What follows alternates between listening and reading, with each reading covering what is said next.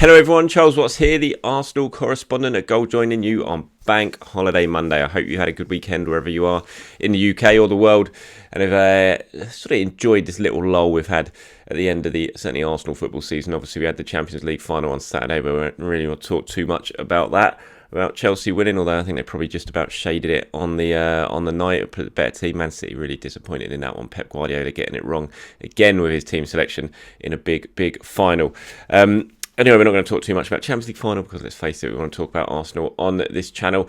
And as usual, it's all about transfers at the moment. So I thought I'd pop on and have a little bit of a talk about a couple of things that are doing the rounds at the moment in the news around the world. But also a little bit on the midfield. Obviously, Granit Xhaka at the moment is dominating the headlines. What's going on with Xhaka and the Roma links? He's been talking while away with Switzerland about the links as well. And I just wanted to sort of combine it really. And I mean, the midfield, I spoke about it in my last video, how important, how big a decision it is for Arsenal when it comes to Granit Xhaka this summer. Because, look, you may not like him, and I know he's certainly a bit of a Marmite player, is he? Some love him, some hate him when it comes to Granit Xhaka. But I think what is absolutely definite is that Arsenal miss Granit Xhaka when he's not playing. That's not to say that they shouldn't upgrade, because I think they probably do need to upgrade. Well, no, not probably, I think they do.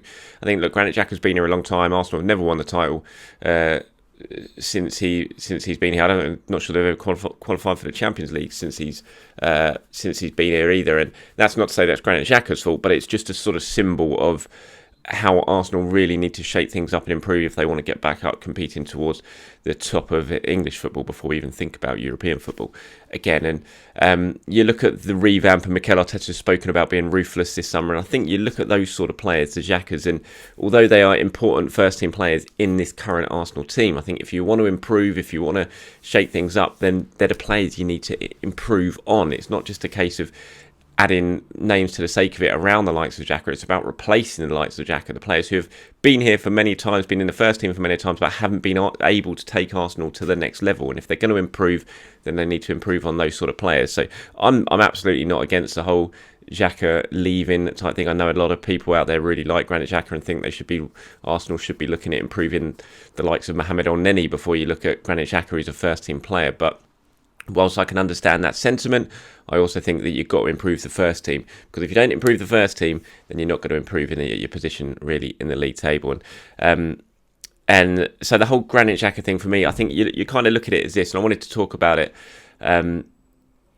is not a swap deal, because it's not going to be a swap deal. It's involving two different players at different clubs who aren't in talks. But you sort of look at the Yves Bissouma links with Arsenal, and would you take that as an upgrade? Bissouma in, Xhaka out. Let Xhaka go out the door, get in some money, and then go to Brighton and try and knock on their door and get the deal done for Bissouma, who's a player that Arsenal have been watching, like many clubs, for throughout the season as he improved, and some really dominant performances in the Premier League for Brighton. Now Arsenal are looking at other midfield targets. It won't just be Bissouma. He's one of the players on the list. I don't know if he's at the top of the list or not, but I know he's a player that Arsenal are looking at, and it might be they decide to let Xhaka go and they look at someone else to bring in as a central midfielder. But the one key thing is they're going to have to bring in a central midfielder. You don't let Granit Xhaka go if you're not bringing in a guaranteed starter in your first team in the transfer window, because let's face it, Xhaka is a guaranteed starter. If he's here, if he's fit, he plays. If he doesn't play, Arsenal aren't as good.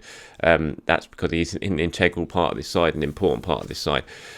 So if you are going to let him go, then you've got to go out and buy a ready-made replacement who's going to come in, he's going to sit next to Thomas Partey in that central midfielder and make Arsenal better. You don't want to downgrade. You've got to make sure if you're going to do this and you're going to let Xhaka go, then you've got to make sure you're buying an upgrade, a player who's going to improve your team and help take you up to that next level. And Bissouma is a bit of a it would be a bit of a risk if it is Bissouma, because let's face it, he's been very, very good, but he has only been playing for Brighton. He hasn't really got that top level experience. We don't know how he would do when he's stepping up to the sort of the extra spotlight that comes with playing for a club like Arsenal. And so it would be a little bit of a risk. I personally think he's a very, very good player. What I've seen from him, I think he's been excellent. I thought it was great again when we saw him at the end of last season in that match where Arsenal signed off the season with a 2-0 win. I think he's very good. I think having Nicolas Pepe here would certainly help him settle, because they're such good mates. He's an Arsenal fan, which is always an added bonus. I mean, it's not that important, but it is nice to know you got an Arsenal fan playing for the club. And it's just going to be an intriguing one for me. Is it going to be a case of Xhaka out and Bissouma in? Now, there's been talks. I'll just go through some of these quotes. Paul Barber, the Brighton chief executive, has been talking about the possibility of selling your players like Yves Bissouma this summer, and he said, I don't see it as a negative at all. The more the big clubs are interested in our players, the more we're doing right, so I'm delighted with that. He's talking about Arsenal's, the speculation linking Arsenal with Bissouma. We know some of our best players aren't going to be with us forever, and if the right offer comes along, and it has to be the right offer, and they want to leave, then they can go. If we've got players leaving, then we've got backup internally, and we can go out into the transfer market. We're always looking ahead. We're always trying to scout the best young players and bring them into our squad or loan them out. It's a really important part of what we do. So he's basically saying, look, if Arsenal want Yves Bissouma, then pay up. If the right offer comes along, he says, and it has to be the right offer. And that thing, it's not going to come cheap. Arsenal are going to have to pay an awful lot more money than they get for Granit Xhaka to sign Yves Bissouma because he's younger. Players Premier League to Premier League, we just know what's going to be the case. Now, when it comes to Granit Xhaka, as I said in the last video, Roma absolutely want Granit Xhaka. Mourinho wants him there, but word from Italy is they're looking to pay about £15 million. Now, I don't see that is going to be enough to convince Arsenal into doing business. So that price tag is going to have to go up a little bit if Roma are to land Xhaka this summer. Now, Granit's been talking about it, as I said, and here's what Granit Xhaka had to say about the rumours linking him with Roma. Well, not rumours. There is definitely genuine interest there. He said, of course, I read about it, but now I'm 100% focused on the national team. That's more important than Arsenal or rumours right now. I have another 2 years left on my contract in London, and Arsenal know what they have in me. When the time comes to talk about transfer, I'll be here. To be honest, I didn't hear what Mourinho has said about me, but that makes you proud. Everyone knows Mourinho, knows what he's achieved. Mourinho knows how to win titles. You can see what work I have done over the past few years. So Xhaka trying to sort of stay out a little bit, but I think those comments about Mourinho sort of flag up there is a little bit of interest on his side of getting this deal done relatively quickly as well, because we do know the Euros are starting very soon, and Arsenal would absolutely like stuff done quickly because it will give them time to really focus on what has to come. When you've got incomings and plenty of them to arrive this summer, you would expect, and outgoings are certainly the talk of the town for Arsenal at the moment. You've got Granit Xhaka there. I've spoken about plenty others before. Hector Bellerin as well, that's ongoing. I spoke about the Real Betis' interest in Bellerin in my last video. They want a loan deal for him ideally, which obviously isn't going to be key. It isn't going to be great for Arsenal. They want to sell, so plenty of room for negotiation with when it comes to Hector Bellerin. But the Xhaka ones is an interesting one. It's it's a absolute nailed on first team player being allowed to leave.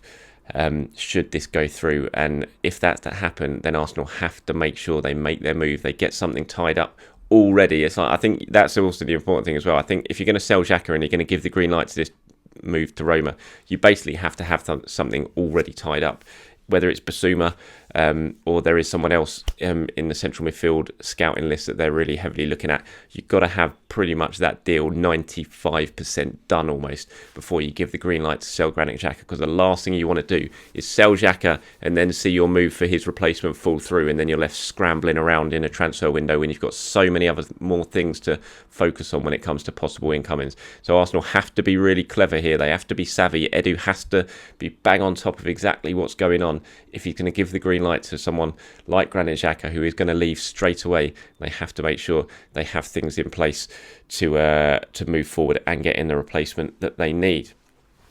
Okay, carry on with the themes of outgoings. There's another couple here. I want to talk about William Saliba first of all, because there's a little bit of rumours and speculations doing around in France.